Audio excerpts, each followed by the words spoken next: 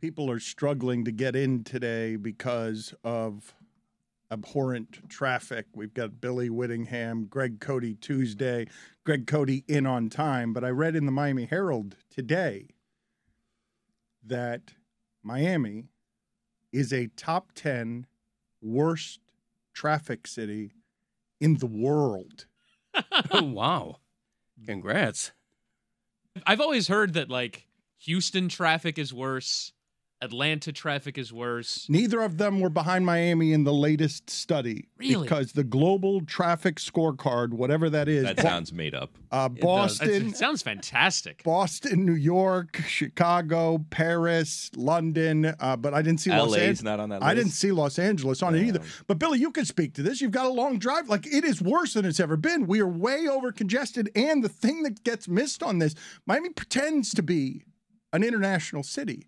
But we're a bejeweled dumpster. This is a spring break town that has been like covered in cocaine and brown, and we are not equipped. We are not London. No, I can confirm we are not London. Paris is on here. We're not Paris. I feel like I stumbled into because Miami. You tell me what your drive-in is like. There's traffic. There's morning traffic everywhere. So it's, it is what it is. You just kind of have to adjust. School started again this week, so I don't know why it is that, like, the first couple days of school starting back up has everyone, like, crazy. And it seems like everyone's doing things at different times. Because, like, a week from now, that'll all resolve itself and things will kind of go back to normal. But, like, the first couple days when school starts back up again, it's strange how much congestion there is. But, Billy, you say this super relaxed now, and I've seen you for 18 months come in here neck first sideways with a backpack slung over your shoulder, and it looks like you've been doing a gymnastics routine through buzzsaws. Yeah. I mean, it's not fun. It's not a fun drive, but what am I going to do? I have to do it, so I drive. I left a little bit earlier today. I said, you know what? Let's take it easy. I listened to some music, some Selena Gomez, some Justin Bieber, a mashup on YouTube, which I highly recommend. I can tweet out the link later. I don't know why I've become like a music recommender now. An influencer? Are you angling to become an influencer? I actually have a call with one of the marks later this week because I've decided that's probably my next step is to become an influencer. Right? We've got multiple marks now? Yeah, the marks. Yeah, they host Mark Tank. And I think that there's going to be a Mark Tank coming up soon because I think the marks are going to be in town. One of which is not actually named Mark. But the marks will be in town. We'll do a Mark Tank on Mystery Crate coming up. I'll pitch them ideas. But I already sent a private email to one of the marks and I said, hey, these ideas, some of these too good for Mark Tank. Just me and you, buddy. Let's have a conversation. Let's make things happen. Because last week, Dan, I don't know if you saw, and no one cares about this. Whew, what an honor. Wendy's. Every time I go and make a purchase, I get a free small Frosty with the card that I have. Tweeted it out. How about that? Wait, did you get you got a card as an influencer? Like I have a card. I'll show it to you talk right about now. Wendy's enough on the show that they sent you something? I'll show you right now what I have. Extraordinary. It's incredible. So it's this little card you get. It also means you're going to be 350 pounds in 6 months. Whoa, hey. New year, new Billy. Yeah, exactly. No one said it had to be for the good. Let's be respectful of Dave Thomas and everything that he did, unless he did anything bad, in which case, shame on him. I think that Billy, what tastes best to Billy is a bargain. Oh, 100%. What are you talking about? I got BJ's Gas yesterday. Woo! Buddy, BJ's Gas is the best deal there is in town, right across the street from Wawa and Coral Way. I used to think Wawa had great prices. Hold on. I started BJ's Gas. Billy, hold on. I'd like to take a tour through that backpack. There's a Modium. We can get to that later. Don't. Slow down. Donuts. Slow down. Yep. Take us donuts, mini donuts in a Ziploc bag. Let's take us on a tour through the backpack that you come in here after you've done the gymnastics routine through the buzzsaws, and show us more of what's in there. I found my free Junior Frosty for a year with any purchase key tag from Wendy's. Now I know what some of you are saying. Anyone can buy this for $2 at Wendy's.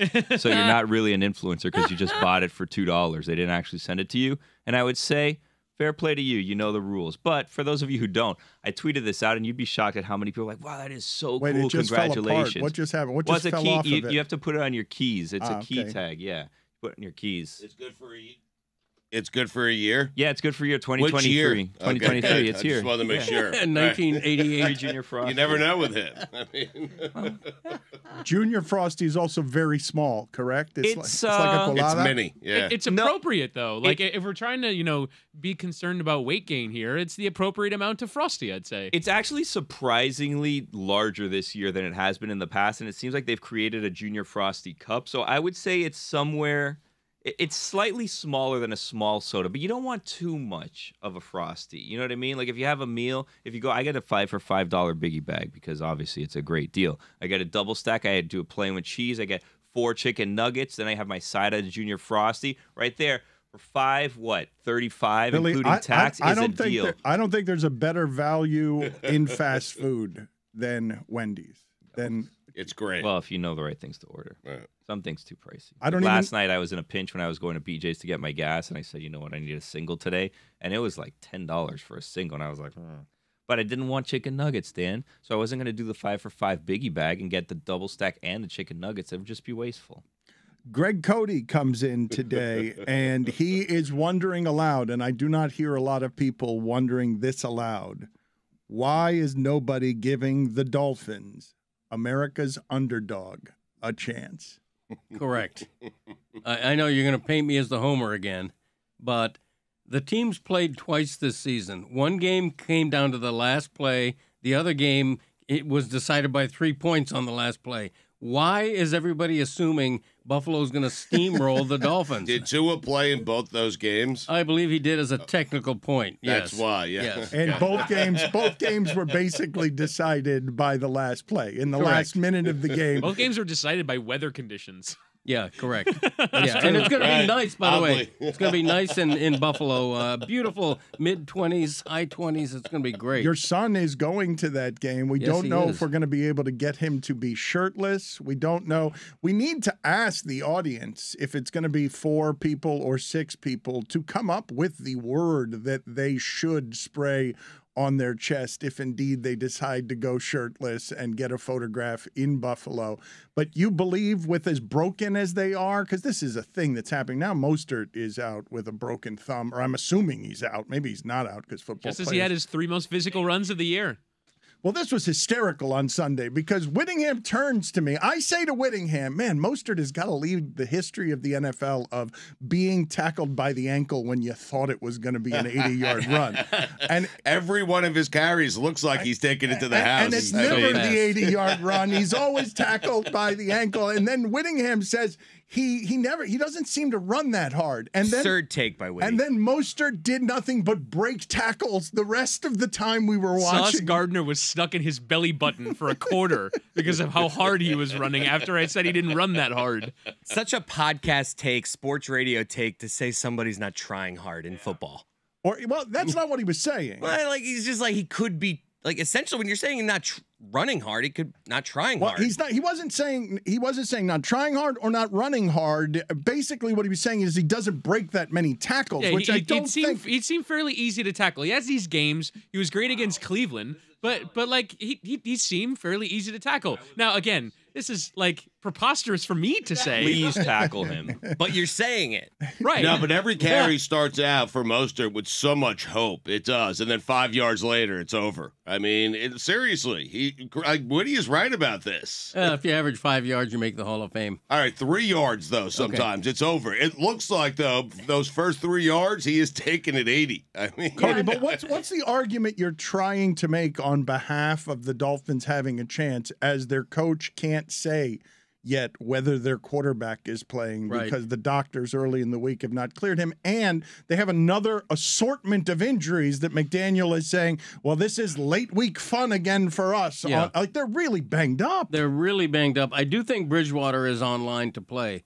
McDaniel said after the game this past Sunday that he could have played in an emergency, so he's very close. I think it'll be Bridgewater at least, so you're down to your backup. Am I the only one that thinks that that's not that big of a difference between Oh, him and it Skyler? is. No, it is. It's a big it's a difference. massive difference. He has not been that good.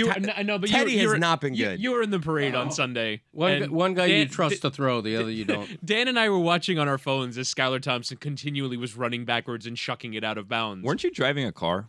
Yeah, but every once in a while we'd stop. We'd look at a play, Dangerous. Yeah. look at a play, Very and then dangerous. we'd keep going. That's why you ran over 3 Shriners on miniature bikes because you were too busy watching It just the. would have been the Freds. That joke didn't land on the Greg Cody show. Is it landing here? Shriners are funny. Shriners always funny. Always funny. With the hat. The hat. And Yeah. him driving How over. did it not land? It did. It Just needed a different audience, Greg. That's why you keep trying. That's right. Whittingham driving over parade goers at 2 miles an hour because he's watching Skylar Thompson is also funny. Imagine if he would have hit the Freds, and that would have been the end of the name. Oh, Yeah. man. The dead Freds. Wait, Oh, no. I almost did it. A couple times you were like looking down, and I was like, ho, ho, ho, ho. Come on, you remember. You remember. 10-2. I feel I disrespected the King Mango strut by spending a lot of time looking down at the console instead of waving like a prom queen. But just You also didn't strut if you were in a car. I Yeah, did that's not strut. The car strutted on our behalf. I ask you this though, Cody, when you say Bridgewater could have played in an emergency situation, wasn't that an emergency situation? Like, I mean, they felt like they could beat the Jets with their 3rd-string quarterback, and they did, by the way. It was pretty hairy, though. Yeah, I mean, because they're not, they're both banged up at this point. The Jets aren't that good. The Dolphins aren't their team because they're missing their quarterback. But, they Then why are you saying we should say they have a chance on Saturday? or Greg, Sunday? you're going into Buffalo in a very difficult environment, cold weather, Right. all that emotion No without snow, your though. starting quarterback. Right. So- against the best team that's playing this weekend, against the single best team that has a game I mean, this Tampa's weekend. playing. Cincinnati is as well. I know. San I know Francisco Stu- also playing. Yeah, Stu's you a big, could but really no, but make an argument I what agree you with just Dan said. that Buffalo's the best team that's playing this weekend. I think San Francisco is better than Buffalo right now. All As right. long as Brock Purdy's playing the way he is, Buffalo's got a good defense. San Francisco's got a great defense. There's your argument right there. Boy wonder, Mike McDaniel. Go win us a football game.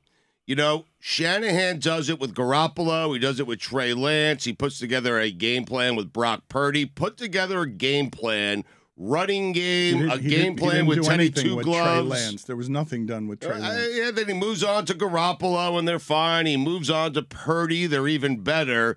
And Mike McDaniel, who comes from that coaching tree, it shouldn't matter who your quarterback is. Go win us a football game. Put Really? together a game. Yeah, Okay, Dan, it he should- has avoided criticism the Stugotz, entire year. It shouldn't Go win a football he game. hasn't avoided criticism. There's no one else to blame. I mean, I heard a lot of people saying he should be fired if he lost against the Jets. And it's really easy for you to say, go win a football game with Skylar Thompson against Josh Allen. I mean, And without your left tackle, which for me is as significant of Yeah. an injury. Like I'm just saying his mentor keeps figuring out how to win football games regardless of who the quarterback is. they also have one of Okay. the all-time great defenses, which is not his expertise. They do enough with Brock Purdy, and that is a triumph to get to 20 to 27 points a game with Brock Purdy as your quarterback. But life is made easier with how good their defense is. Yeah, and they also traded for one of the best running backs in the game, certainly from a fantasy standpoint. But Been without Debo, though. yeah, that's true. No, he played last weekend, didn't he? Sparingly, but the 4 weeks before that, he was not available to them, and they won those games. Just means he's fresh. Everybody acts like Buffalo. Everybody acts like Good Buffalo point. is anointed to win the Super Bowl. Buffalo is fallible. Buffalo would have lost to New England this past week if they didn't have 2 touchdown two kickoff returns for touchdowns. Then they lose that game to New England. You and Billy are gonna stay out That's here what- after they've lost a few games this season, barely, and they have the best point differential in the entire league. You guys are gonna stay out here with the take that the Bills aren't that good? They're not. They're not going to win the Super Bowl. You think they're going to win the Super Bowl, No. Dan? I think they're good enough to win the Super Nah, Bowl, they're not. obviously, and they'd be one of the favorites if Patrick Mahomes did. See- If they beat the favorite, if Or Burrow. Patrick Mahomes didn't exist. Billy's doing a thing. If I pin Billy down, he doesn't think the Dolphins are going to beat the Bills this week. I don't even have to ask him. Greg Cody, you can't sit here. If you're saying now the Dolphins have a chance, you're never going to say the Dolphins don't have a chance in a playoff game. I'm not saying they completely don't have a chance, but you're just being such a homer right Why now. are you If- going to the game to watch them lose? I am. I'm literally going for the experience. I'm going with not expecting them to win the game. My point is that my dad is that if you can't acknowledge that the Dolphins are not in a good spot against in Severely this game, outmatched. Look, then you're just always going to say the Dolphins have a chance. I understand why they're an 11-point underdog, the biggest underdog this weekend. I totally get that. I understand it. I think the point spread is legit. I do think it'll come down a couple of points and settle at 9.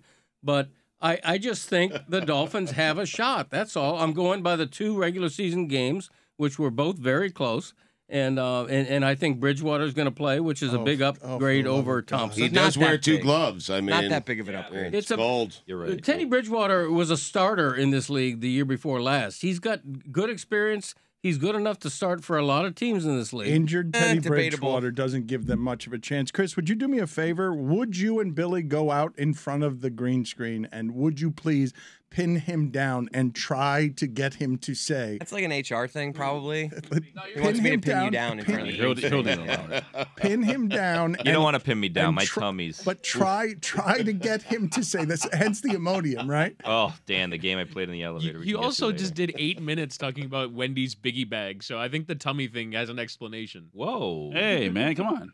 That's a potential try to get- sponsor. Yeah, Yeah. trying to get some And money. client of my influencer Dangerous status. game. Yeah. I would like for you guys to do this where you try to pin him down on this. But before we do this, I just wanted to get some thoughts from Billy on how he feels about the Marlins signing Johnny Cueto. Oh my god. I saw that this morning.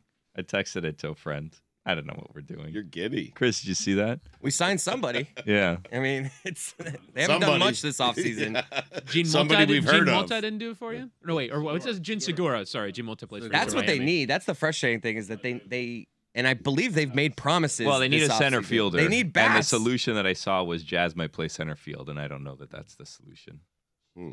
Yeah. Meanwhile, the other teams in the NL East are spending $1 billion to get better. Well, and the that's- Marlins are going on the cheap. That's as kind expected. of the thing. Like, how, and it sounds bad, and it's a horrible way to go into a season. But it's kind of like we're not going to spend $1 billion to keep up with everyone else in the NL East. So, what do we even do here? Yeah, why do I want to be an owner? I'm not going to spend money. What's going on with the Miami Marlins? I'm serious. They are due for such criticism. And I probably have to wait till the spring to write this column, but the other teams they could finish. They're better than Washington probably, but they're going to finish 4th before the first pitch is even thrown. They're a 4th place team because they've done nothing. It's Sandy Alcantara on an island surrounded by mediocrity. The Marlins have done nothing to get better, while the 3 other teams in the East literally are spending billions to get better. You get what you pay for, Marlins. The thing that I was delighted by that Johnny Cueto brings to the Marlins 5 years past when Johnny Cueto was the best of Johnny Cueto. A name we've heard of? Nope. Oh. A tricked out ambulance that has so many speakers in the back. He bought it from Octavio Dotel. Robinson Cano also has Oh, one. what a name. A tricked out ambulance that he denies, but other teammates say that when he makes the speakers bump next to a pool, the water starts vibrating. That is what he's bringing to Miami. I'm guessing it's What going to took be him so long to get here? the tricked out ambulance that is evidently the exclusive domain of the rich Dominican ball player is headed to Miami, and I can only hope he drives it to the Marlins games. I feel like it wouldn't fit in the third base garage.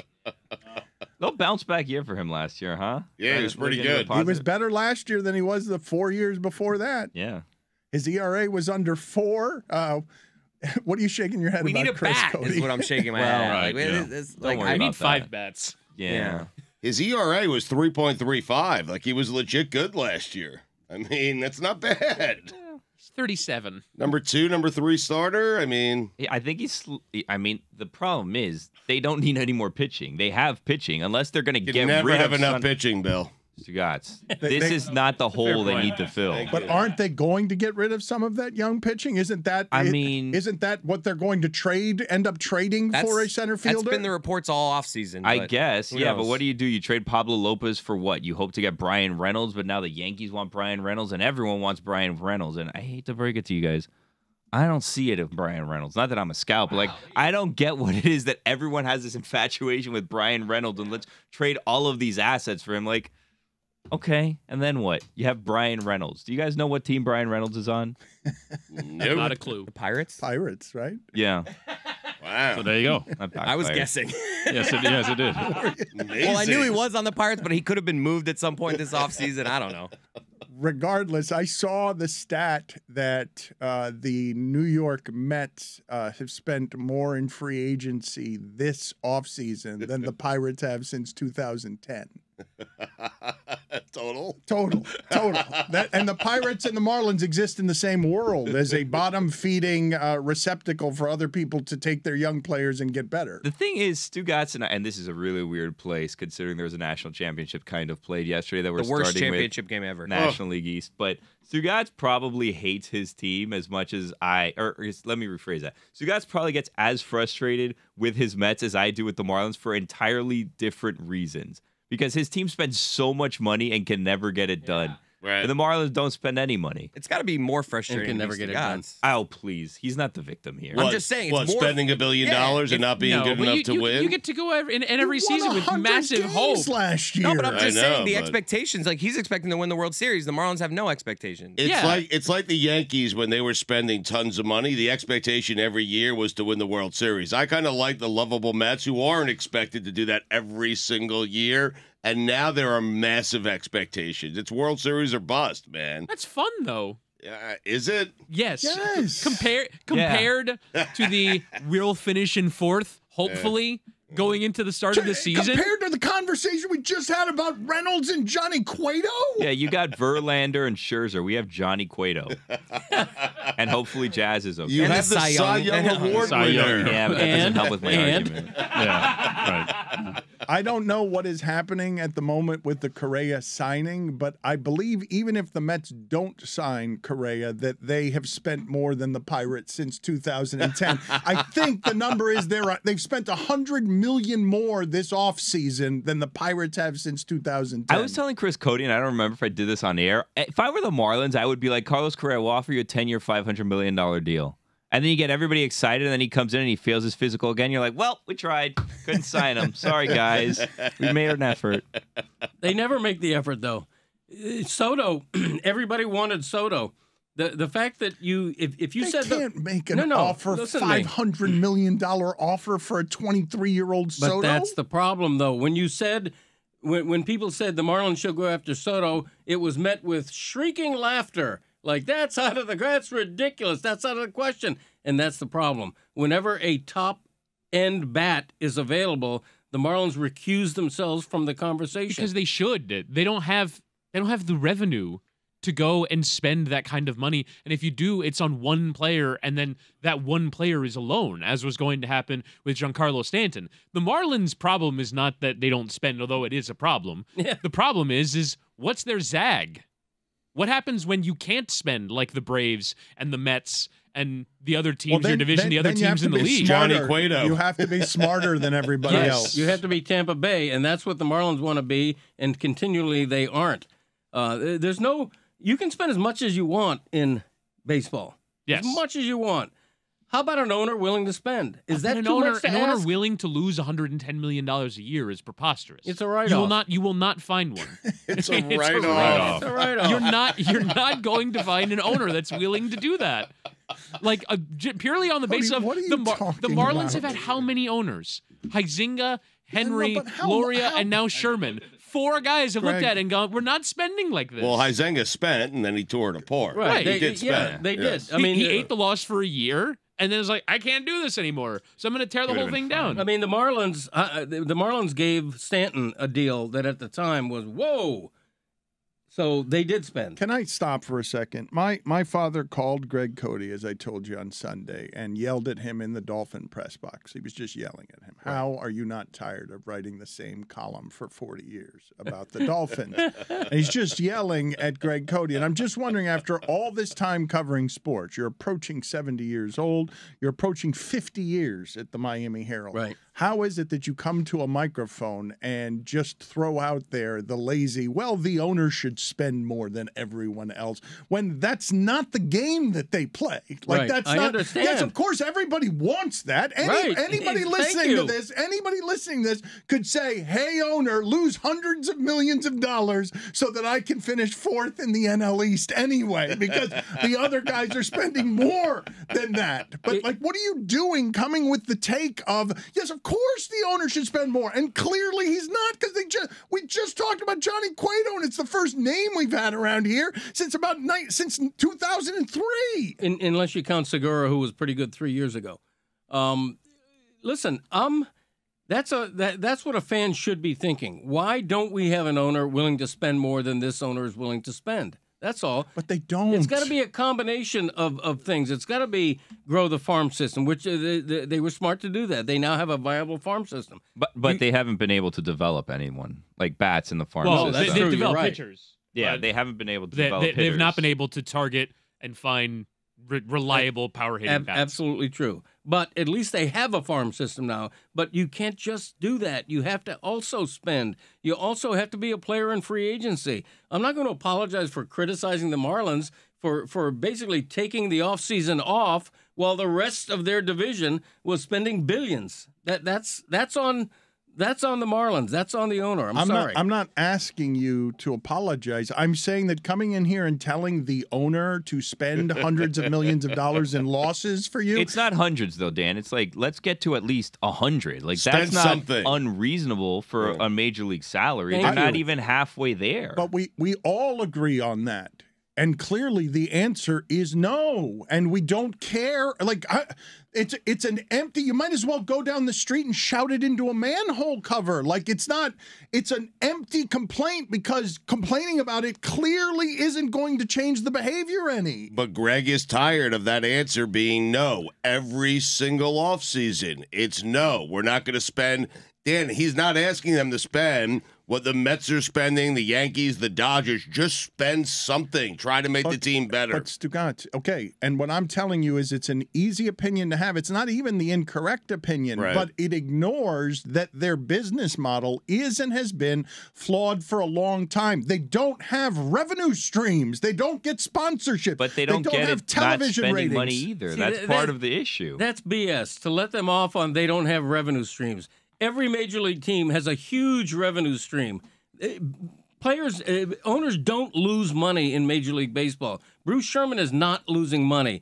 He said a year ago at the beginning of spring training, less than a year ago, he said, we have money and we will spend it. And no, he didn't. And he's until he starts getting in the game and competing with other teams he needs to compete with, the Marlins have zero shot. It's a hopeless franchise until they start spending more. And this is why I say it's an easy opinion for you to have, because, and I've always lamented this, the way that we cover business in sports is pretty terrible. So when you say that they're making money, I will ask you a series of questions, and I'm guessing you don't have the answer to any of them. Regional television contract, how does theirs compare to everyone else's in the sport? Oh, I'm sure that's bad.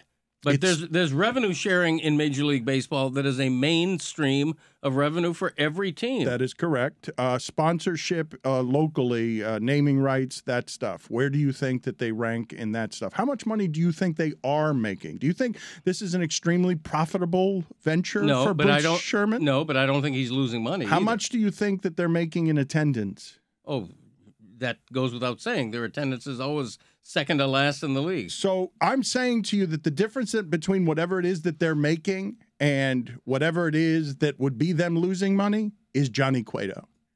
They're not making that much. Whatever they're making, it can't be that much. It simply can't be. Right.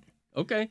And so you're excusing No! what the Marlins are not doing, which is acting like a real Major League franchise that wants to Greg, win. obviously I want that. Obviously. But you're explaining why it can't happen, and I'm saying you have to have an owner willing to lose maybe to get in the game and start to win and grow those crowds. They're never going to fill that modest capacity stadium the way they're going. I'm never. not explaining to you why it can't happen. I'm explaining to you why it won't, doesn't, and hasn't. Like, you can take up your criticism with Bruce Sherman. I've been doing it for a long time. Like, it's the easiest place to blame is ownership. But now it's gotten totally crazy in the NL East. Like literally anybody could be their owner. They're not keeping up with the Mets owner. It's a bad division to be in if your owner's not willing to spend any money. Thank That's you. the problem. That's pretty much all I'm saying. You have to compete in the division you're in. Isn't that the case with the Tampa Bay Rays?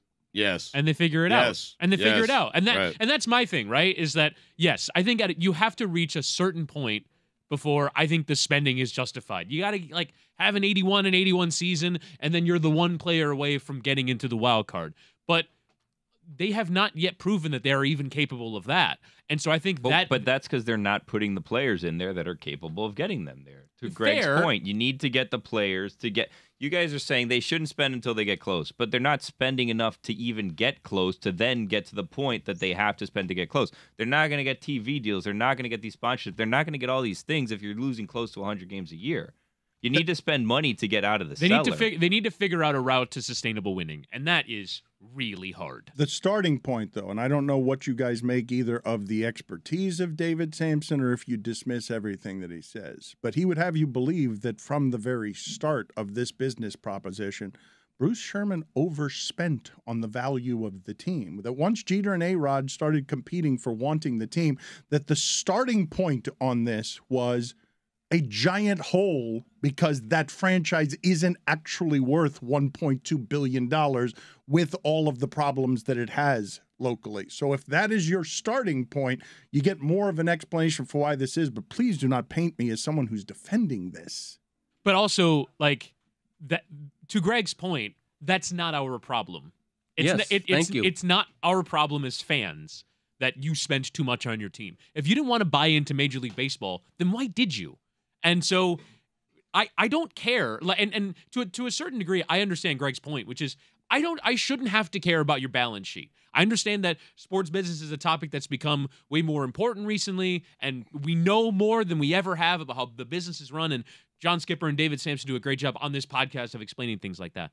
But as a fan that just wants to go see a winning baseball team, I don't care how much money you lose. I just don't. Like, I don't care about your business. All I know is that in the end, you will probably cash out because that's how every sports owner eventually cashes out. Right. They always, in the end, will sell their franchise for more than what they bought it for. They will have made money. It's a great asset to own, even if it's in the worst market for it in the country. Yeah. So in the end, can you spend a little bit more? I just think that, like, my frustration with the Marlins is that they don't even have like the beginnings of this is what we do to make up for the fact that Steve Cohen is in our division, that the Braves are in our division, that, you know, these incredible teams are in our division. They don't even have that. They don't have their calling card, their hallmark of what they do because they can't spend as much money. Fair enough, Whittingham, but Jeter slinked out of town here after 5 years and quit, and I didn't feel like a whole lot of people were upset at him, and that was kind of his job.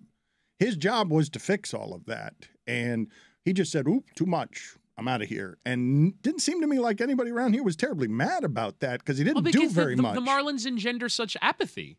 It's just what they do. I was just happy to have Jeter for a couple of years. The franchise. They tried and they failed. They thought that they could just become the Astros by tearing everything down and building it up, and it didn't work. And now they have pitching that unfortunately probably is going to go to waste because they don't have the bats to complement the pitching. So they have these young pitchers, they have good deals. They're going to have to trade them or re-sign them, but are they going to give them giant contracts when they don't have the bats to complement them? Like, probably not. So you have a Cy Young winner, which is really cool, but you have him young and locked up. Yeah, that's an enormous trade asset, by the way. Which is probably what will end up happening, but that only further. Well, that's the problem. But, that only further Don't depresses. Build around them. Let's trade them. It only further depresses the fan base, and the reason why I think that Derek Jeter didn't get run out of town by an angry mob is because so many things have been tried and failed before him, and it's just another thing that didn't work. And people understand that if you're Derek Jeter on this franchise, or if you're Kim Ng on this franchise, it gets back to the budget. You have to be allowed to spend. If you're Jeter. If you're the general manager, Kim Ng, you have to be allowed to spend. The owner has to tell you, you know what, let's spend $200 million this offseason on a couple of good bats. But they don't do that. They recuse themselves. Dad, you have to imagine they've tried. I don't want them spending money just to spend money. We've seen that before when the Marlins do that. They did.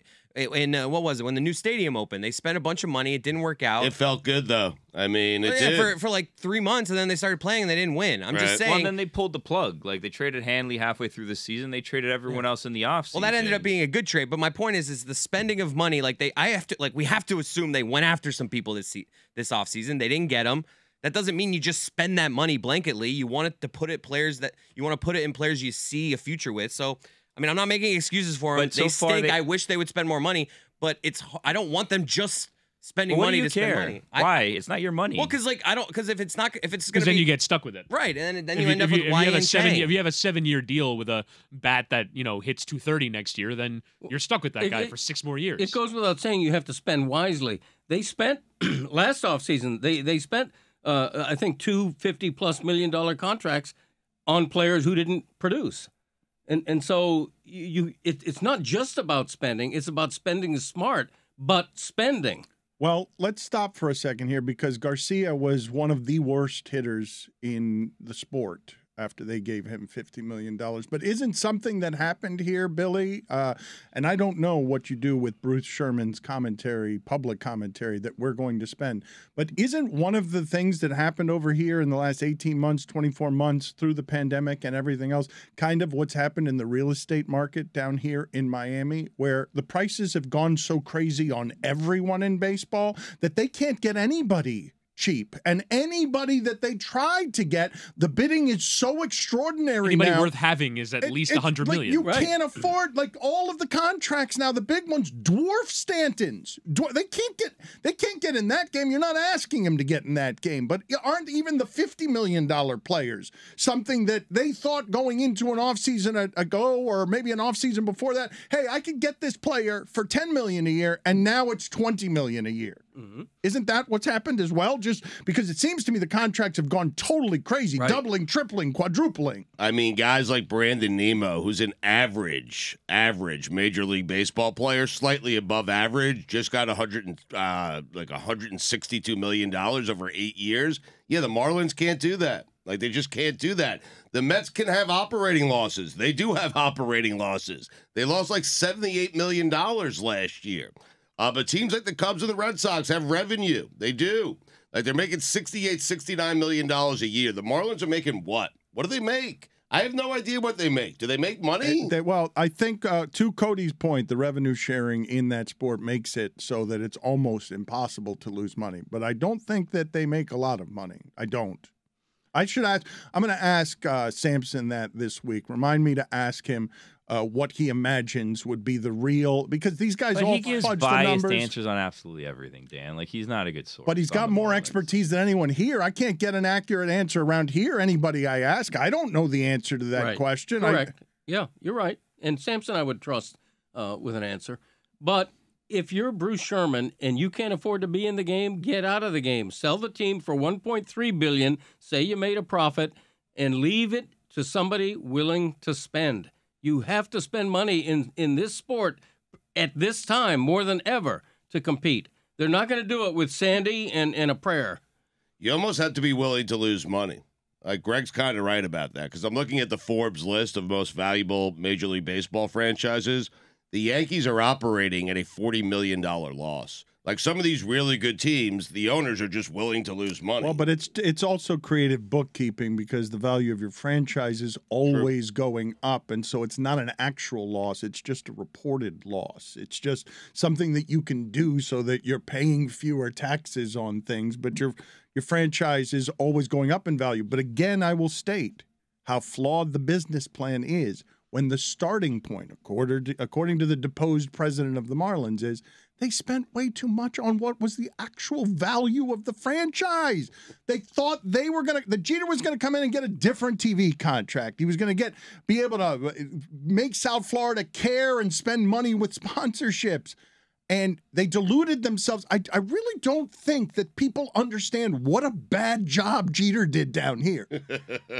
Nobody seems to even care. But we're being told that by someone who did a bad job before him, and who was the one who was shitty at the job, and who has everybody hating this organization. And we keep bringing him on and parading him around week after week to just shit on the team. How is anyone going to support this team? Billy, you think it's because Sampson is shitting on the team that people don't support the team? I think that the part of the reason that this team doesn't have a fan base is because of David Sampson and Jeffrey Loria's reign as owners That's of this true. team. That's Agreed. true. And I think they should just go away quietly into the night, never to be heard from again. Okay, but the Sherman Jeter regime was supposed to come in and make us forget all about Loria. Hey, we got an owner we believe in now. We got Jeter. Everything is going to be much better. 5-6 years later, nothing is better because Bruce Sherman isn't spending. And I don't mean to make it that simple, but that's certainly the starting point. Miami, has an owner right now, unwilling or unable to get in the game and spend competitively. I don't mean lead the league in payroll. I mean, how about get up to the league average in payroll? Is that too much to ask? No, it isn't. I have here from 2021, the Major League Baseball teams ranked in terms of revenue, just to scale to figure out where we're at ballpark. All the Yankees, Dodgers, Red Sox, they're 560, 480. What's the source on this? Statista.com. Okay.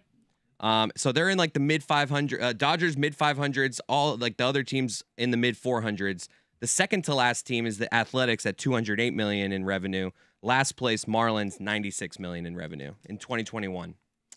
Half as much, more than half as much. 1/5 of the top But teams. Well, spend some of it. But what Yeah. goes into that?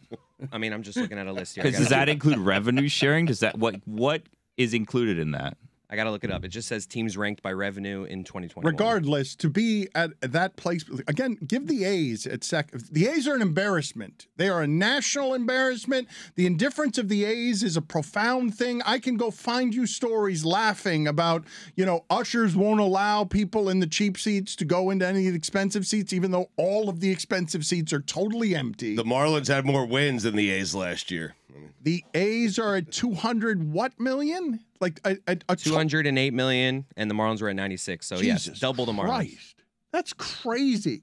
The A's are universally seen in that sport as an alley gutter. And the Marlins, like Mike, is there $100 million difference between any other spot? Is there between a spot and the next spot? Is there $100+ million? More than double the bottom is pretty hard to do. That's unbelievable. The Dodgers are almost 100 more than the Yankees at 562 and 482. But other than that, all the other ones are way less than 100 gaps. Spend money you don't have, Bruce Sherman. I don't think you're asking. See you, Gary.